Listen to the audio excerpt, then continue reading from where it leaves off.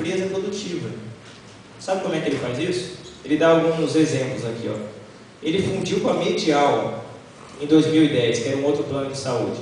A primeira coisa que ele fez, tinha 200 mil clientes do plano de saúde que não davam lucro. Quem que é cliente de plano de saúde que não dá lucro, hein? Hã? É quem é doente, né? É um pequeno detalhe. Quem não dá lucro no plano de saúde é quem precisa do plano de saúde, certo? É como uma seguradora de carro. Ele quer que você faça o seguro do carro, ele não quer que você use o seguro. Sim, o plano de saúde é a mesma coisa. Então ele só falou esses pequenos que dão prejuízo na Medial, 200 mil, foi só isso. Ele chamou um termo bastante simpático aqui, ele descontinuou os contratos. Sabe o que significa isso? Cortou o contrato. Sim? Pegou uma empresa que não dá lucro e tira os que precisam de saúde da empresa, que dão prejuízo, 200 mil. Primeira ação para tornar produtiva a empresa. Segunda ação, reajustou em 18,5% o valor da tarifa da operadora. Com isso, ele conquistou um valor que ele perdeu quando ele abriu mão dos 200 mil. Então, ele abre mão dos que precisam mais do direito à saúde, dos que ficam doentes, eleva o patamar de contribuição para o plano, seleciona mais ainda quem contribui, entre os que não ficam doentes e os que podem pagar. Maneira de tornar uma empresa lucrativa. Mas isso é no plano dos usuários, né? E no plano nosso, hein? Médico dos profissionais, será que ele fez alguma coisa? Primeira ação, ele anexou a DASA, que é uma empresa de exames laboratoriais. É uma das fusões que ele fez junto. E ele passou a controlar mais com isso, veja, o pedido de exames complementares. O que significa controlar exames complementares? Significa constringir a prática médica. Certo? Quando dá muito prejuízo à maneira como os médicos pedem livremente exames. Quer dizer, organizam o seu trabalho livremente. Primeira atitude, então, em relação aos profissionais é essa. É controlar melhor o trabalhador, o médico. Sim? É ter o controle no processo de trabalho. O faturamento com isso, ó, subiu de 3,5 bilhões para 5,7 bilhões em 9 meses. Mais de 50% da lucratividade da empresa com essas pequenas mexidinhas que o nosso Edson Bueno fez aqui. Não é à toa que a Amil, né, segundo uma pesquisa que o CRFM fez agora em 2010, é a segunda operadora de saúde citada como a que mais interfere no trabalho médico, né, que mais constrange a liberdade do médico no trabalho. Esse quadro para mostrar um pouco como é que o capital intervém no trabalho e saúde atualmente, as repercussões disso para o profissional e para os usuários. Lembrando que nós estamos citando exemplos da esfera privada, mas como é que isso repercute dentro do SUS, por exemplo? Para comparar ainda um pouco mais as classes, já que nós estamos falando de exploração. Sim, o pessoal sempre me cobra assim, Rogério, acho que é importante citar ali que o médico atualmente é um trabalhador explorado. Eu acho que eu não preciso também citar isso, né? Assim como a Virgínia chegou aqui e falou, bem-vindos, vocês estão no sistema capitalista, falar bem-vindos, daqui a alguns anos vocês estarão sendo explorados, não é nenhuma novidade, não é isso? Mas para a gente ter ideia da dimensão disso, quando a gente fala em mais-valia e expropriação, do que a gente está falando? Ó, um comparativo entre 2000 e 2005. A produção em valor do setor saúde no Brasil, e aí inclua-se tudo, desde produção de insumos até os atos médicos propriamente ditos, a produção teve um aumento de 67%. Quer dizer, se produziu 67% mais em 5 anos. A força de trabalho nesse período, dos profissionais, aumentou 20%.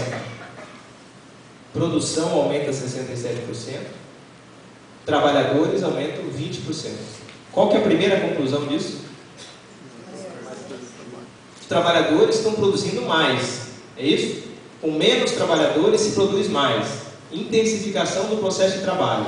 Não tem nenhuma grande mudança tecnológica aqui para interferir na produtividade, sim? Isso é intensificação do processo de trabalho.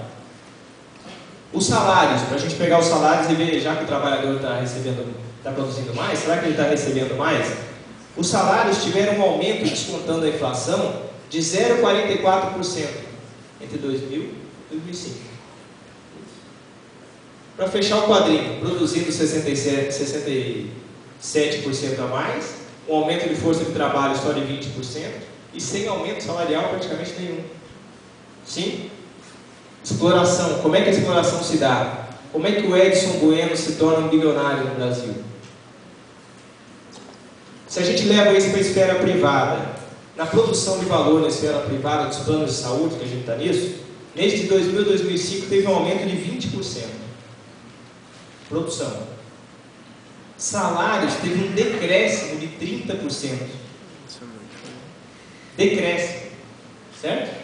Não é estagnação.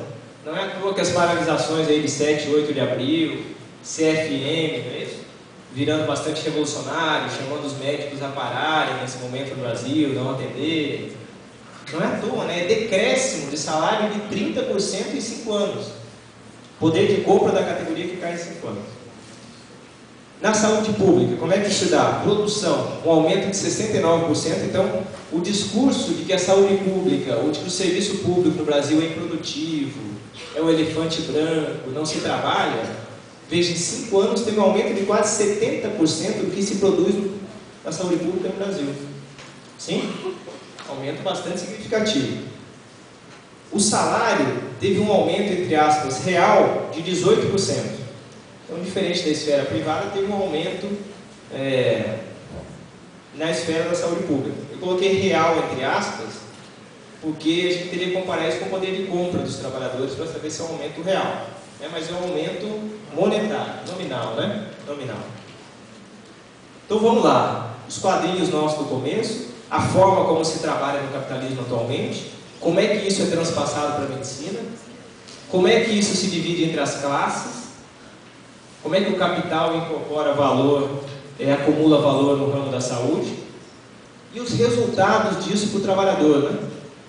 Desprazer e desrealização para o trabalho, na primeira hipótese, um trabalho sobrecarregado, mal valorizado, com condições precárias, sofrimento físico e mental, trabalho, em suma, como sinônimo de não-vida. Isso é bastante importante também. Na medicina liberal antiga, os médicos tinham prazer em um trabalho muito maior. Sim? As pesquisas com jovens médicos atualmente, eu participei de algumas, a primeira reivindicação dos jovens médicos é por menos trabalho. Não é por mais salário, aumento de poder de consumo. O que os jovens médicos falam é o seguinte: eu não quero trabalhar como o pessoal trabalhava antigamente, não. Sim, meu avô, meu pai, que atendia final de semana, conhecia as famílias. Hoje eu quero chegar às 5 da tarde e desligar o celular. Sim? Eu quero trabalhar num hospital, os que moram em grandes metrópoles, próximo da minha casa, para não pegar o trânsito de São Paulo, do Rio. O que está em questão para os jovens médicos hoje é a qualidade de vida. E a vida, o que é a vida para os jovens médicos hoje? Assim como a vida para um metalúrgico, para um petroleiro, para um professor. A vida é o não trabalho. É isso que é a vida. Trabalho hoje é sinônimo de sofrimento. Também para nós médicos. Vejam, trabalho como a esfera de maior autorrealização humana. Sim? A forma como o homem se realiza no mundo, se objetiva, coloca a sua subjetividade a serviço do gênero, automediação com o gênero e com a natureza. Trabalho hoje é sinônimo de não vida. Para o médico também. Nós não estamos falando do operário, do médico. Trabalho, não vida. Bom, no meio disso tudo, quanto tempo eu tenho aí, Camilo? Acho que não está dando, né? No meio disso tudo, como é que ficam as questões, por exemplo, das contradições?